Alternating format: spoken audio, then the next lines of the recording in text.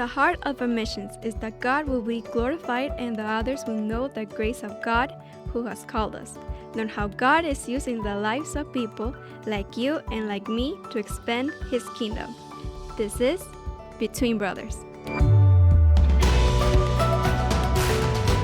Lord, thank you for my brother Alejandro. Thank you for this moment, this morning, that we can connect and that we can talk together. I pray, Lord, that you would bless this conversation. Pray that you would give strength and clarity. I pray, Lord, that you would be honored and glorified, and that this would be a blessing to us to be able to share about how you have been at work in Alejandro Pantoja and in his family. And Lord, we thank you. Thank you for this opportunity. Amen. Amen. Okay. All right. So you said your name already, but say it again. What's your full name? Yeah, my full name is Alejandro Pantoja Chavez. All right. And you guys are living in Guadalajara, right? You're just visiting in Mexico now. Yes, we have been living in Guadalajara for 5 years. Okay. And right now you're back in Mexico City. Just we came to visit for 2 weeks, or 1 week, for a week. We came to Hmm. visit Mexico City. And that's where the last time that I saw you was in Mexico City. Yes, yes. My in-laws, they are living here and their family here around, so this is why we came down to visit them. Yeah. How long has it been since you left Rio Grande, left the Bible college? Oh, 5 years. 5 years. The 5 years that we have been here in Guadalajara is the time that we left Rio Grande. Okay. You were here first studying and then teaching because you were teaching me Spanish when when you left, I think. Yeah, the short story is that yes. Okay, well, this is how I like to start with talking about sharing your life, your story together. The premise of the podcast is that God works in each and every one of His children. So that's what we want to hear about. And the way I like to start a lot of times is if you had to divide your life up into three sections, your life timeline into three sections, how would you divide it up? Well, one is before Christ, before I came to know the Lord. The second one, I think, was the preparation life here for being a missionary. And the third part, I think, is working as a missionary or walking, better saying, walking as a missionary. Hmm. Okay. Um. All right. And then working as a missionary, it seems like you've had different stages of doing that as well, because you've been in different countries and in different places serving in ministry. That's right. Yes, it's correct. Okay. So I want to get to that part and talk and hear about that part because there's before you came to Rio Grande, which is very interesting.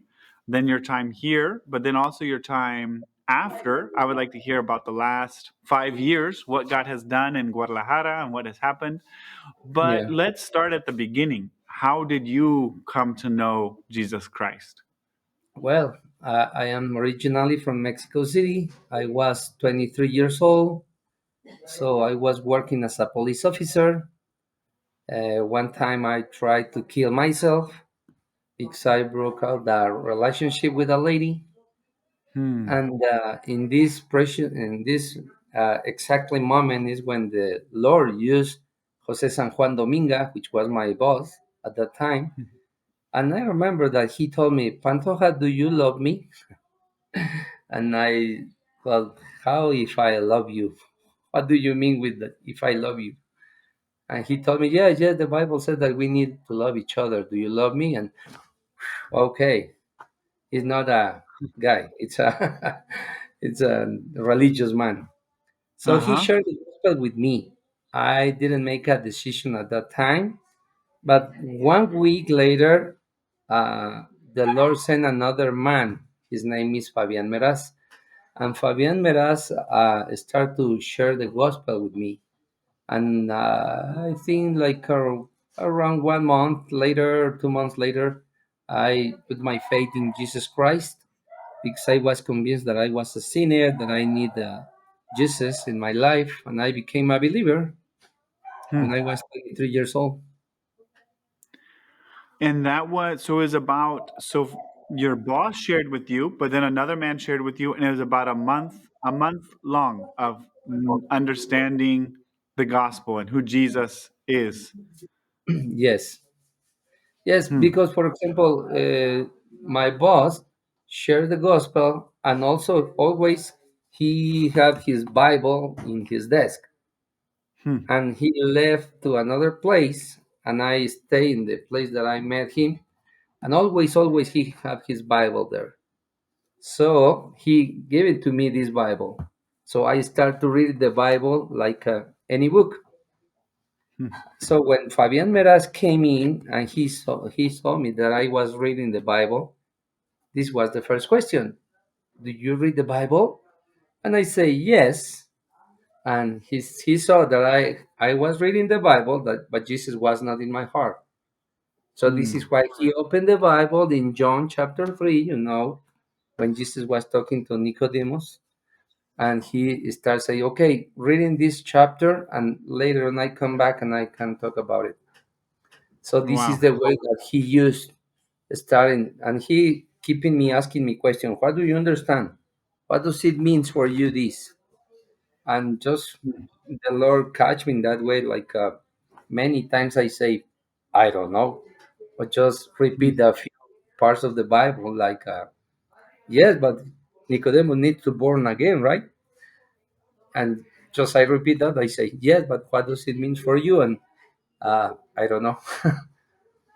So Wow. this is the way that he used Fabian Meraz in my life to share and explain the Bible until the point that the Lord just catch me and say, "Yes, Lord, I am a sinner. I am here. Hmm. I'm in your hands. I am yours." Wow. And at what point did you begin to did you during that month or after did you begin to go to church, or when did you begin to meet with other believers? Um, I well, I used to work near to downtown, so I used to live in the north area of Mexico City, and Fabian used to live in the west part of the city. So we were far away. But Hmm. what Fabian did was he started to searching for one church close to my neighborhood. So he took like 2 3 months to connect me with this church. He stayed with me in that church. And after these 2 3 months, he left me there and they say, okay, now you know you are here. And he, Fabian, back to his own church. But we Wow. keep in touch once a week for having the discipleship. Wow. Okay. Wow, that's a beautiful story of how the Lord saved you through people Yeah. at your work. And I know there's probably a lot more that you could share and you could say, but what about the next stage that you mentioned, the preparation for ministry stage? What happened? What did the Lord do in your life to prepare you for ministry? And also, can we talk about? I didn't ask about this before we start recording. Where you served? Can we talk about every the different places that you served? Yeah.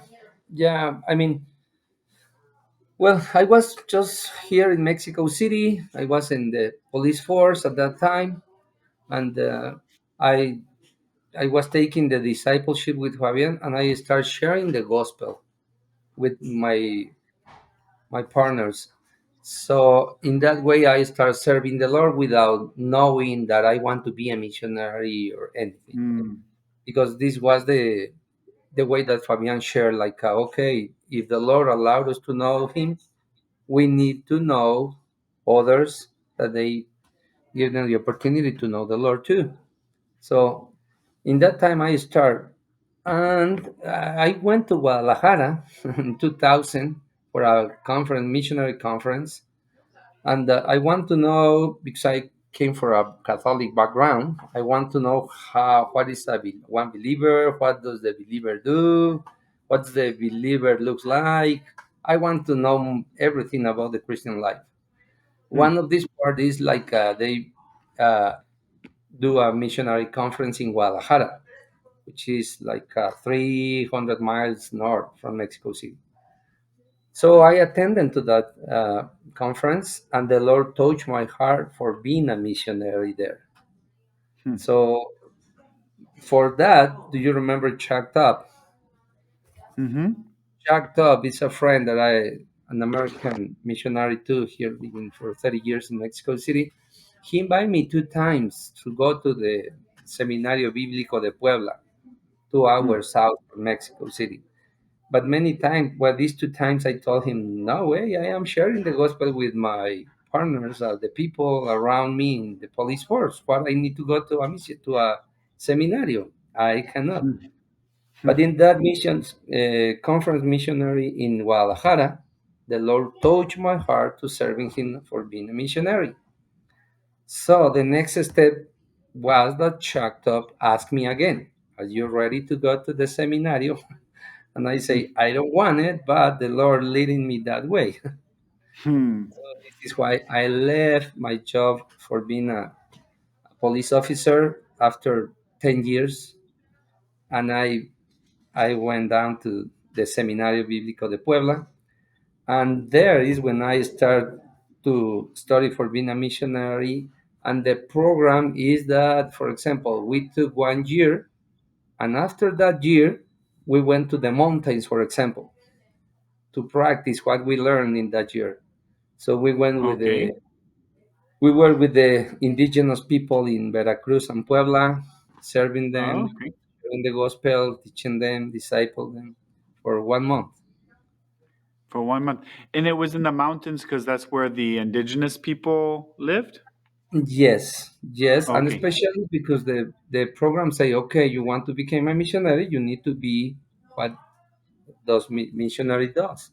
So we went Okay. there times and we stayed with the Wait. So you Totonacos. said did you say we went there? Well, we went there because we were as a team, and Ah, okay, okay. there was Liz, my in that time my future wife, and I didn't know. Ah, okay. The Lord was preparing just the land for this love relationship. So Liz was in the school for becoming a missionary as well. Yeah, I met him in Puebla. Really, I met him once Okay. here in Mexico City, but really when I came to know her better is in Puebla, Okay. especially in the mission field. All right. That's a good place to get to know someone. That's right. Maybe. He knows me how am I, and I know her how is she. Okay. Okay. Okay. So you were doing how long was that program? The program is yeah, almost 5 years, 4.5, 5 years. Oh, wow. Okay. Because the And then program was studies plus, for example, we went there. The second year we took classes, and again, we need to go to another context different from ours. So we went to Cuba. I am answering your question in steps. We went yeah, to Cuba for a month. to Cuba. So Cuba, yeah, because this is a there are Latinos, but there are different than us. They have a different context. So we went Yeah. there serving in 4 different churches, teaching children like a BBA, you know. So Mm-hmm. we stayed there, and also I asked Liz to if she wants to marry me. There, Okay. In Cuba? yes, in Varadero, Cuba, Okay. and we came back to And did Mexico. she say yes? Yeah, yeah, she said yes. Yeah. Okay. Yeah, so we back to Mexico and we talked to my parents, her parents, and they say, okay, let's do it. Hmm. So yeah, this was another experience in Cuba for a month. And then part of the program, the third step is after we back to the seminary, we studied 1 year more. And the third is one, well, they said that they need to be 6 months wherever you want to be. So in between that, this is a parenthesis because some people invite us to go to Turkey to Mm. do an exploration trip. Mm. At that Who time we who didn't was have it it. that, who Yes. invited you? Who was it that invited you there? Well, at that time there was a missionary here, Bob Bueller. Now he's with a band. He's living in Kansas City, I think. Okay. But he was here in Mexico. So he organized a missionary trip with different leaders and candidates. So with him, we say yes, and we went to, well, we married 2004, January 2004, and September 2000, the same year. We went, Liz and me and seven other leaders. We flew to Turkey to see what's going on there. Okay. So the How Lord long told, was the first trip? we stayed there for 12 days, I think 10 to 12 Okay. days. So the Lord touched our hearts to go back to serving Him there in different ways. Liz was in, we were in Ephesus in the amphitheater when Paul was to explain to the people, and everybody was, laughing for 2 hours. Like the great is the Diana of the Ephesians. Mm. And for Liz was amazing, like that there were Christians in that land, and now they became Muslims. They became far away from the Lord. Mm. And for me, with a guy which name is Orhan in Istanbul, and he was literally selling gold. And he told us, I take away the gold, selling gold, and I start to sharing the gospel with tracts or something. So I say, in one way, I am a practical and say, Lord, if you want, I can come back and I can help this guy. Mm.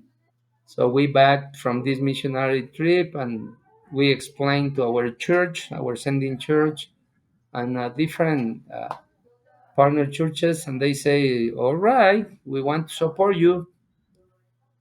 So this is how our journey starting for being missionaries. Wow. Okay. Okay, so I have lots of questions about the. Well, I have some questions. I don't know how many, because we also want to save some time for after. But as I understand it, served in Turkey for 7 years. Yes. Yep. Yeah, we were there 7 years. There are some Mexican brothers in Christ that I know of right now that want to go serve in Turkey, but they're unable to, or they're working on how to live in the country. How was it for you and for your family? How were you able to have access to come in and live in the country for 7 years? Yeah, in the beginning, because we were, now they call it Mexico, USA, and Canada, the commercial treatment. With this treatment, because we were part of the country of Turkey, allowed us to be there if we have financially support. We can stay there for 1 until 5 years. So we were visiting around churches and places, and we raised support.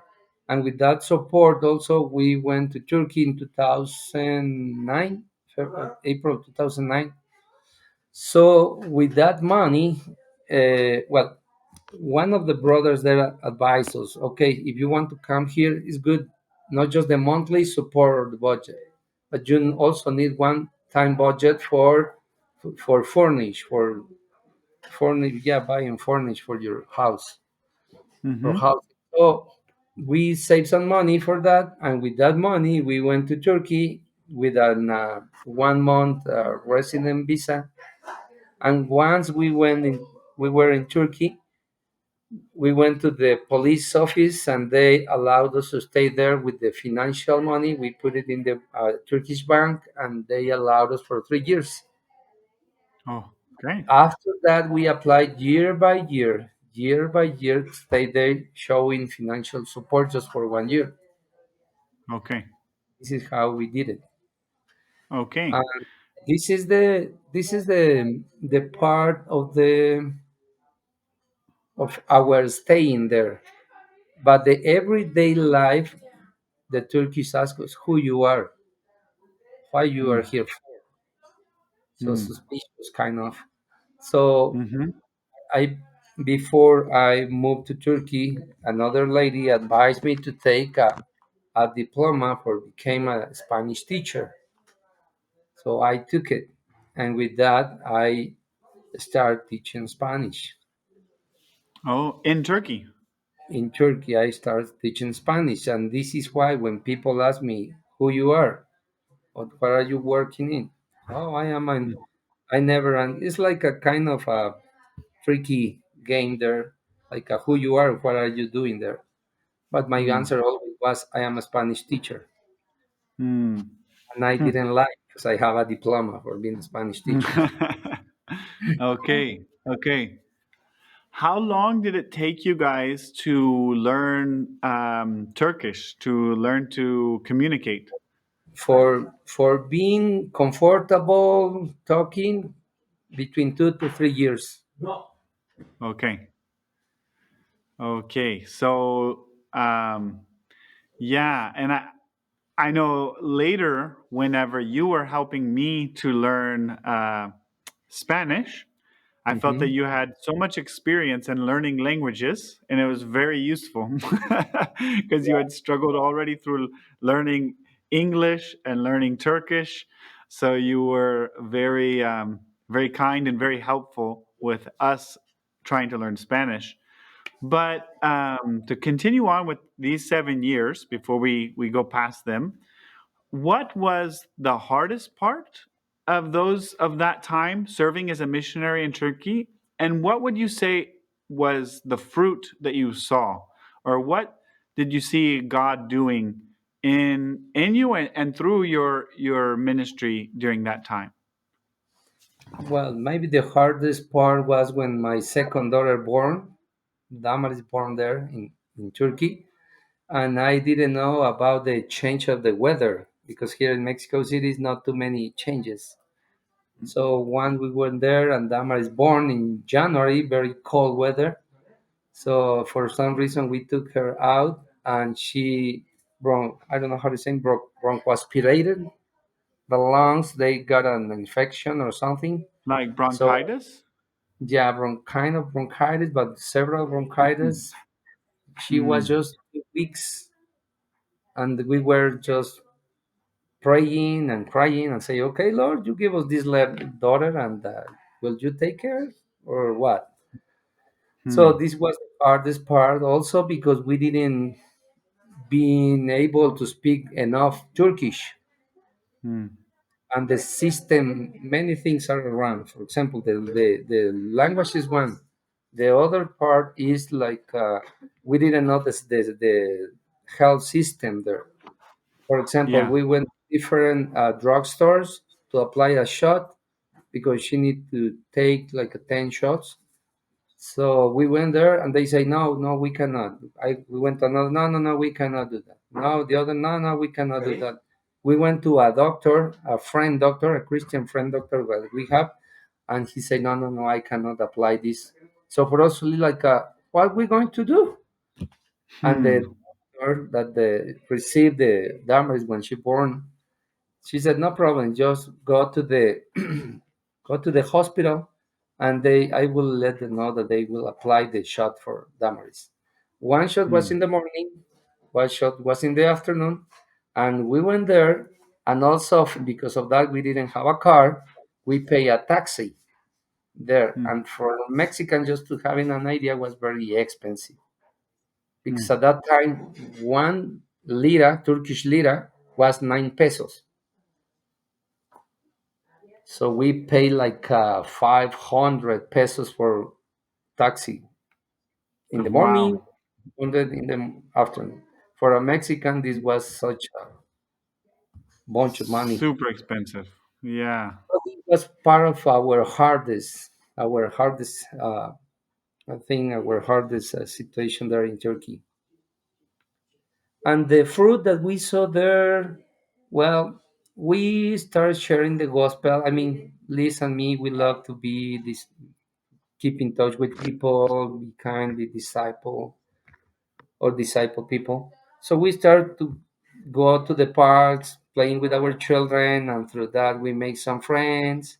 So we went to drink tea to their houses, or they came to our house to drink tea. So just we keep in touch with people. But the very fruit that we got since zero was a Turkish lady that now she's in America for different reasons. But she became a believer. She became a believer. She still have questions, but she's firm in the faith, in Jesus Christ faith. So yeah, she's working with the Lord. Hmm. Of course, we help with two couples more. We start a small church, a small fellowship there. That the church is still there. Oh, wow. That's The cool. Yeah, the other couples and us, we were out of Turkey because of their government and different reasons. They kicking us out. Now Yeah. the fellowships continue there. The small fellowship continue there. When you were there, did you find other Latinos in Turkey? Yeah. Actually, the two couples that the ones that we built the church with, one of them is a Brazilian couple, and the other he's originally from El Salvador, and his wife is from Texas. So we were with Latinos, crazy speaking Spanish, English, Portuguese, Turkish, just mix it up. And then what was the reason that you had to leave? Did the Turkish government just say you have to leave without a reason, or what was that like? No, we met David Loyola one time there. He stayed with us for 3 or 4 days in our house, and he invited us to go to Rio Grande to take a course for being a Spanish teacher. And since I was teaching Spanish, I was saying, "Oh yes, I am interested in." And the two couples that we were working with, the Brazilian and the other couple, they advised us, guys, you need to go out because you need to take like a sabbatic year. And we Mm, didn't feel burned out, we didn't feel tired, but we say, okay, maybe it's good to listen to them because they have experience. They have mm, been there for more than 10 years. We say, we don't think we don't need it, but okay, if they say it, let's take it. And when mm, David Loyola came and invited us about it, we say, okay, maybe we can put it together, and maybe we can go to Rio Grande Bible study, and we can go back to Turkey. But on between that happened that was a cope, say a cope, the uh, yeah, it's a cope. like I think when the people like the rebel, government, yes, cope. like I the think. the, the Turkish government changed. Well, the people in Turkey they rebels against the government. The government say, Yeah. "Hey, cope." I think they say something like Well, that. it's spelled cope, but I think we say a coup for Okay, some cool. reason. All But right, where the people rise up and someone takes control of the government. Takes that's take right. uh-huh. Yeah, Mm. this happens. We leave Turkey the last day of May 31st of May, and this happened 2 weeks later. This could happen 2 weeks later. So Wow. the government they say that the security law is now, and nobody's doing anything without our the government permission. Okay. So since that time, the situation changed in Turkey. Okay. So we Did your didn't have. other friends, you said they had to leave as well? Yeah. Mm. We hear about 60 to 70 couples, missionary couples from different countries. They leave Turkey. Wow. Okay. Not just Did you not just at that very moment, but constantly because missionaries they go back to their countries, visit their families, relatives, and when they back to Turkey, the strategy. because the government wants to be into the European Union still. It's in Mm. paper, but it's still there. They say, okay, they say to the lady, to the woman, allow her, welcome to Turkey. And the men, okay, you cannot come in. So they just deported. Huh. Okay. So that's Well, what the strategy to say in a nice way, bye bye. by just saying that the man is not was not allowed in. Yeah, for example, in your life, how do you feel if say, okay, they say, welcome to your wife and your children, and you, Billy, you were deported. You cannot come in. You're not welcome. Yeah, that doesn't make sense. That's right. This is But how they kick out many missionaries. okay, okay, okay. So but when you came out, it was for a year of studies at Rio Grande, which was also supposed to be a sabbatical year, a rest year. That's right. Uh-huh. And it was in that year that you also were you worked as a tutor for the missionaries learning Spanish, right? Yes. Yes. Yeah. Okay. So it felt like what was supposed to be a sabbatical year, God used as a transition year, and you ended up going in a different direction. Maybe just share what do you feel like looking back now? What do you feel like God was doing in that year? And also, it was going to be 1 year, but then you stayed and you taught Spanish for maybe was it another year, 1 year more? Yes. Yeah. Yeah. Maybe a So, little bit. hmm and even actually, were you in charge of there was a transition of the language school, and maybe actually you were in charge of the language school for for some time. You Yes. and Liz and your wife was teaching Spanish. I'm remembering more now. So what did God do with you guys in that year? I mean, um, because you were planning on going back to Turkey, but instead you ended up going back to Mexico, and I want to hear about what has happened there as well. But for the time at Rio Grande, what did you learn? Do you feel like you learned during that time, or was it just a rest during that time, or were you challenged during that time? What did God do in the time at Rio Grande Bible I College? think I think was a very big challenge for us as a Mm. family because we were with many transitions and few Mm-hmm. people understand what we were living with a Mm. multicultural family because I have my oldest daughter in Canada, my second daughter in Turkey, my boy in Mexico. They were Mexicans, but they never been living here in Mexico. So Mm-hmm. they were like, what's going on? So I think we felt challenged. And beside Mm. that, we stay in a church there. And they told us, okay, you became part of the leadership. And 1 week later, they say, no way, you go to another church. For us was like, hey, what's going on here? Hmm. So we were betrayed. And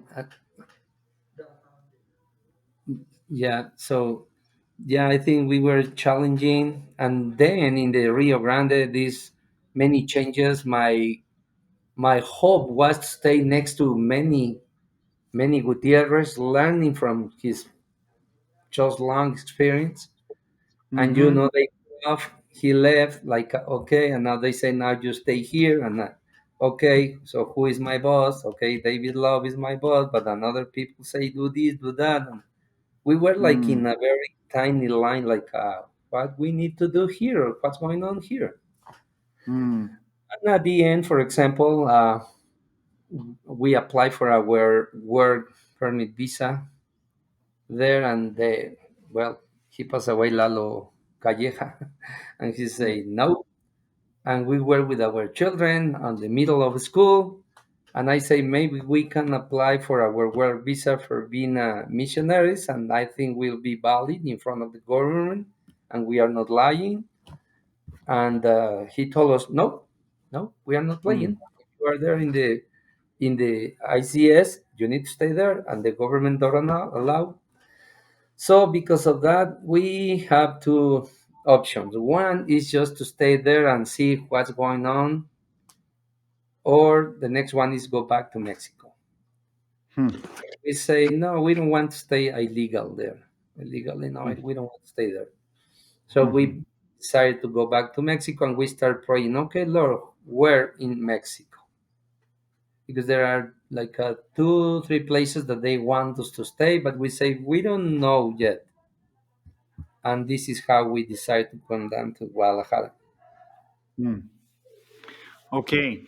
So, wow, yeah, I guess looking back on it, I can see how there were many challenges and questions that you did not have easy answers to, as far as, okay, so if not going back to Turkey, where are we going to go? And you came to learn how to teach Spanish, but then the director of the language program left, so you did not have that mentor to learn from.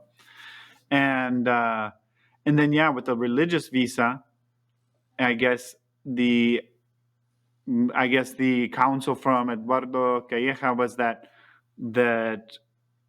teaching language does not count as a for the religious visa, the religious activity, something like that. Yes. So okay, and so then you decided Guadalajara. I am guessing there was a lot of prayer that between you and your wife with deciding, but also the Lord kind of took like you said, some of your options away. It was okay, where in Mexico? So how did you decide on Guadalajara? And then from there, I would love to hear, brother, what has God done the last 5 years in Guadalajara? Because you're still there serving. So I would love to hear, have you seen God take care of you in these 5 years? And have you seen him work in your ministry in Guadalajara? What has that been like? Well, maybe before or to start answer the question, I think since we were in Rio Grande, one of the big challenges to our budget because you not stay there, everybody needs to raise your budget. But for Mm-hmm. missionary couples in Turkey, now that we are not in the field, and now we are Mexicans, and Mm, sharing with Mexican churches that we need support, stay in America. For many mm, churches, like wait, it's crazy. How mm, you are asking us to send your support to America, that there are dollars instead of that mm. years historically talking, they are sending us money to Mexico to continue the ministry. It's a Okay. So it's huge challenge like to stay if you there. were in Turkey, it makes sense. You're in somewhere else. But now you're in America where there's supposed to be lots of money and you're asking us to send money to you. So it was That, hard for the churches to understand your need for support. yes, and especially because now we weren't in the field, in the Turkish Mm, field, and many mm-hmm, people ask us, and yes, the people ask us, did you lose your calling for serving God in Turkey? And we say no, no, hmm, because the Lord commanded us to serving here, making disciples. hmm. The calling is still there, and we will continue. We will continue doing that. But yeah, There's um, a there's a little carrito nearby. sorry. So yes, so this was the one of the big challenges. And your question again is about. Could you remind me your question, please?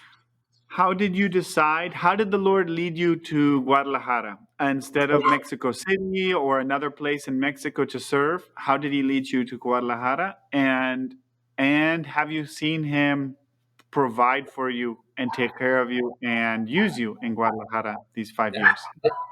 Yeah, the first option was to stay in Ecatepec or Chuck top, the top where they tell us there is a pastoral house. You can stay here. You can serve in. You can become the pastor and stay here. We say thank you. Really, we appreciate it, and we have a very good relationship. but we say, let us pray first, please. And also, Hmm. we consider Puebla because, as I told you, we have three children and they need to have some, well, they need to be in a school. Mm-hmm. So we consider Puebla because there is a, they call it, I think, I forget, but anyway, there is a school in English, Hmm. and now they feel that they consider that their first language is English, second is Hmm. Spanish, Yeah. third is Turkish. Hmm. Anyway, we consider that place, but we start talking to people, praying. While we were praying, we were talking to different people, and also they told us that there were many, many missionaries, and actually many missionaries, they moved to Puebla. I don't know why. Hmm. So we say we love Puebla. There is our seminario. We can stay there. We have friends, but we say I don't think it's good an option. And Hmm. since before we moved to Turkey, we have in our hearts and minds the Bajío, they call it. Bajío is the hardest, the most hardest Catholic part in Mexico, which is Hmm. Guadalajara, San Luis, um, Querétaro, all these states in this area, Hmm. they call it the Bajío. So this is how we became to think more about the Guadalajara. And another main point is that Liz have a sister. Her sister is in Guadalajara Hmm. because they moved from Mexico City to Guadalajara because of his my brother-in-law job. They moved into Guadalajara. So we say Hmm. maybe with some of the family there we can connect. And it's like a introduction to the culture again, especially for my children, since I told you they are Mexicans, but they never been in Mexico. Living in Mexico, no, they never been. Just they came to Hmm. visit, having fun, and go back to go out. Hmm. Right.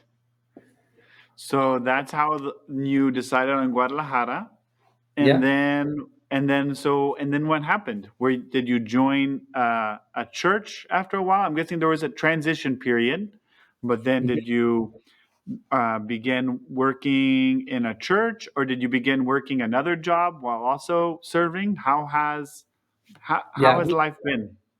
We came down to Guadalajara talking about church. There is a church, Iglesia Bíblica Gracia, Grace Biblical Church, and we met Fernando Amezcua, the pastor, for more than 10 years, and there is one this church is the one that is supporting us for many years. Hmm. So we say, "Oh, maybe we can connect with this church and we can serve in this church." And we came and we stayed there for 3 years in this church. But the things we feel like we were stuck. Hmm. So after praying, we met another people, another pastor, and they invited us to go to another part of Guadalajara. And now we have been 2 years. Yes, we have been 2 years there. But since the beginning, when we came to Guadalajara, we came to Mexico, well, to Guadalajara, the February 14th, the Valentine's Day, we arrived to Guadalajara. Very Hmm. romantic day. And after 1 month, we arrived. The pandemic start. Yeah. This was Well, for us, we didn't affect us too much because in before moving to USA, we made many things. One of the things is like our children, they were in the middle of school, so we have a scholarship system. So we were looking so quickly, and we choose a beca. Okay, a beca, but the beca, we talked to them, we explained it. They say we are missionaries. They give us a discount. They send the material to Rio Grande, and we took it down to Mexico. Así es.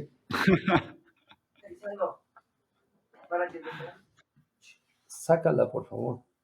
So sorry. All right. So yeah, the pandemic changed many things, and we took all the stuff for our children's school. So we rent a house. I remember we were in our way to visit a friend in Houston, Texas, and just by phone I was renting a house with the help of my sister-in-law, and Wow. very unusual because usually you Hmm. need to see face to face the people. But I say, Right. well, okay, this is Alex Pantoja. I will move to there, but my sister-in-law is there, blah, blah, blah. And they say, okay, we will trust you. Okay, now you get the house. So now we Wow. got a house. So many When things we, you when you brought the Abeka material, so were you doing homeschool at first when you went to Mexico? yes, yes, Ah, okay. Okay, so you're yes, homeschooling your children. There's also the pandemic. You were doing things very, very quickly. Um, yes. And did adapting to the you, Guadalajara culture too, because we are Mexicans, but Guadalajara culture is different too. right?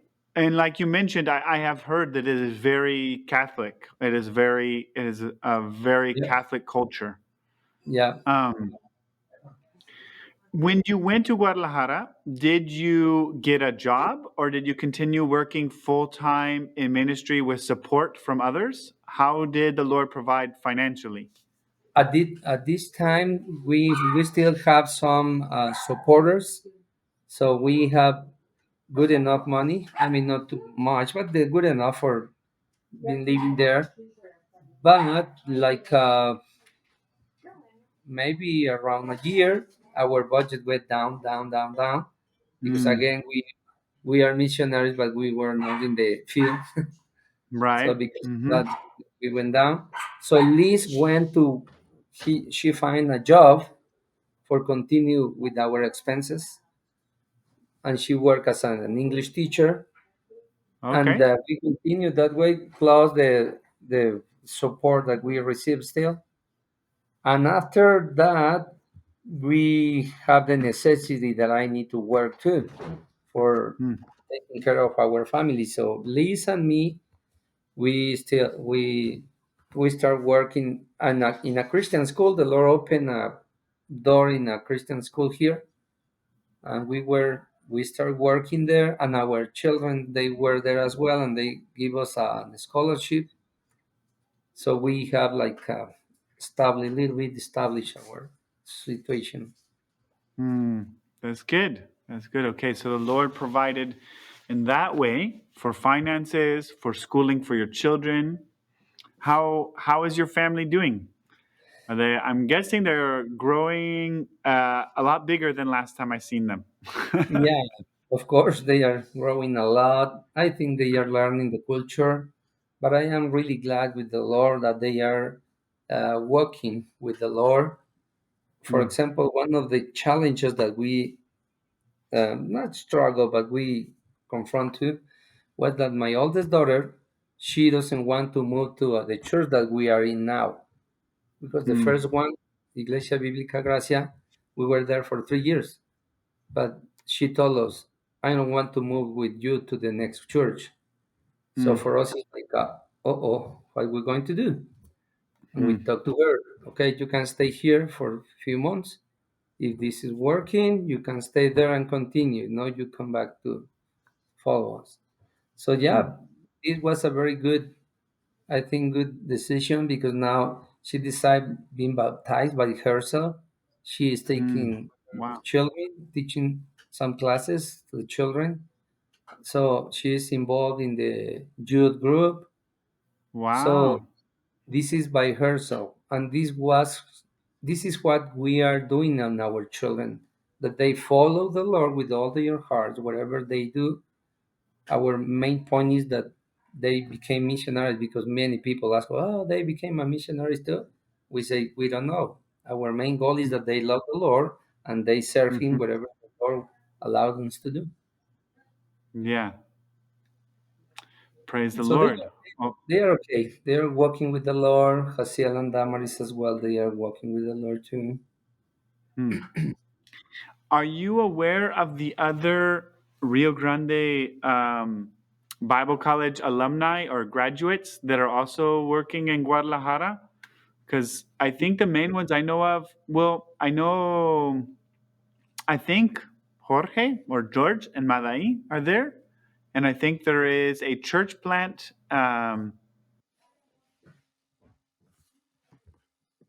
Them because they are obviously Guadalajara is a very big city. The So third I don't know. largest. I'm just curious. Yes, yes, it's the third largest in the city, in the country. Oh, okay. So, but the Jorge and Madai, they are not in Guadalajara. They are in Monterrey. Oh, they're in Monterrey now. They Okay, are okay. working with city to city. Ah, okay, okay, Madai is from Guadalajara, but they are living in Monterrey. okay, okay. And then there's our local church here. We're supporting a church plant in Guadalajara, but I'm not sure exactly where it is. I think Daniel Puentes, I think, is part of the team that's planting the church, but I haven't been there. Some of our pastors and our people have been there to Guadalajara for part of a mission trip to support that church plant, but I couldn't Uh-huh. tell you exactly where it is or anything. Okay. Yeah. Yeah. No, we didn't. I mean, I didn't keep in touch with anybody from Rio Grande. Just Okay. like, I think like 2 years ago, with this program Global, Wheeler contact us about if we can help him to do some uh, meeting or something with pastors here. And I talked to two pastors, hoping that they coordinate this effort because they know better than me the pastors and leaders here in the area, well, in the area in Guadalajara. And they told us, both they told us, you can do it. So they say that I coordinated, Loyola came down and Wheeler came Ah, down. okay. That's And just good. like this, but no more than that, and nothing happened. So, I mean, Okay. we are able to help, but nothing happened after that. Okay, yeah. I know David Loyola is the leader of Rio Grande Global, and their goal is to help Latino churches in sending missionaries, preparing and then sending and supporting their missionaries, right? And I Yeah. know there are two different Latinos. I think one is a Mexican and I think another is a Bolivian who both they want to go to Turkey, but they're trying to figure out how they will be able to go in to Turkey and stay, not just with a tourist visa for a few months, but be able to stay longer. So, so yeah, I know there are different projects and things like that going on.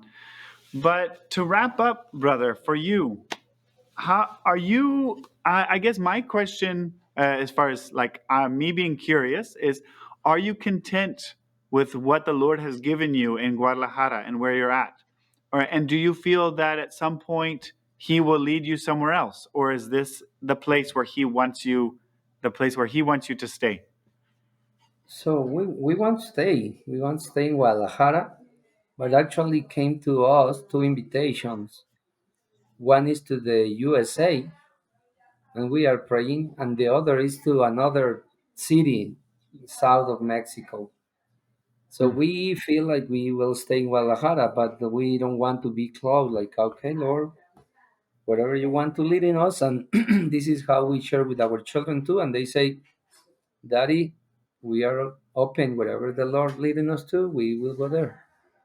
Hmm. So, so yeah, we All have right. one invitation to the USA and one to another city here in Guadalajara, in Mexico. Hmm.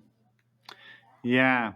I wish you could have stayed with the teaching Spanish in Rio Grande because for me, like most of the tutors, they help you practice, but you were on another level as far as helping me understand how the sounds work, but then also how the language works. And that's a special skill. I think I hope the Lord will continue to use that in your life to bless others. But the Lord's ways are not our ways, and we trust Him. We trust Him to do His work in each of us. So, thank you Mhm. for thank you for sharing. Thank you for sharing more of your story with me. Parts of it I knew, but parts of it I had never heard before. And I know there is a lot more. I know there is a lot more that could be shared. But for now, I think we should stop. Is there anything else you want to say or to share before we end? No, just maybe the last thing that I want to say is like, wherever we go on, we love to be friends and we love to have friends. And I think you are one of them. Also, that we don't keep in touch very often.